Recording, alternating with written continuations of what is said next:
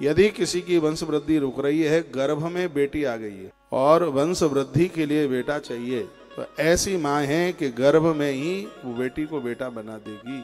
ऐसा वीर कार्तिकेय के शब्द हैं। तो ये कथा कहना चाहती है, गलती मत कीजिए।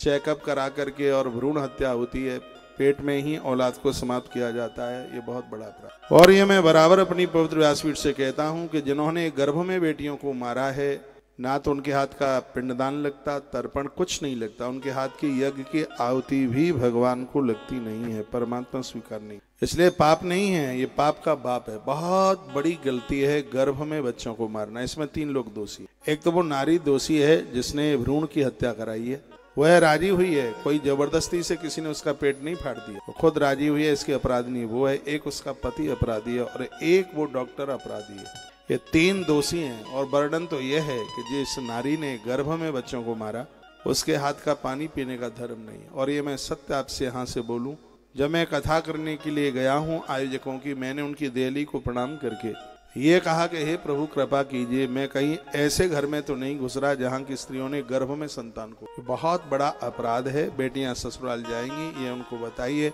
घर में आने वाली बहुओं को बताइए कि यह अपराध मत कीजिए। आने वाले समय में वंश वृद्धि रुक जाएगी। जैसे भूखा व्यक्ति कटोरा लेकर रोटियों के लिए निकलता है, घर में वंश वृद्धि के लिए बेटियों के लिए निकलना पड़ेगा और बेटियां मिलेंगी नहीं।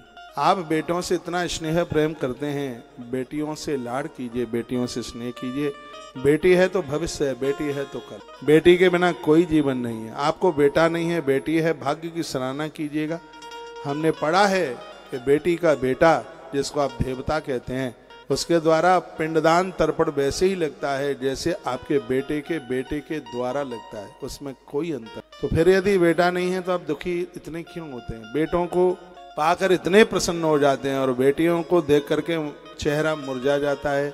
बेटियों के ऊपर खूब लाड़ कीजिए, दुलार कीजिए। बेटा एक कुल को पवित्र करता है, मैं खोल दे भाई के। बेटा एक कुल को पावन पवित्र करता है, लेकिन बेटियां तो दोनों कुलों को पवित्र करती हैं। पुत्री पवित्र किए कुल दो।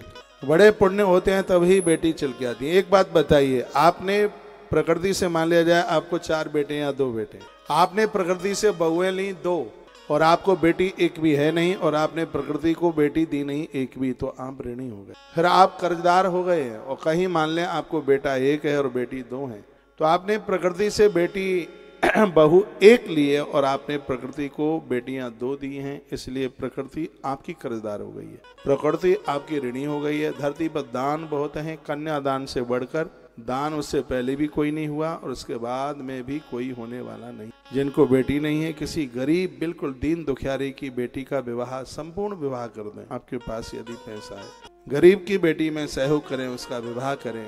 बेटा होवे, बेटे को बेटी होवे, तो दादा दादी उसका कन्यादान करके अपने आप को मुक्त। बेटी बहुत लाडली है। और गर्भ में बच्चों को, बेटियों को मारने वाली माताएं नवरात्रा में गली में से बेटियों को लाकर पूजन करें, क्या होता है? क्या होगा उससे?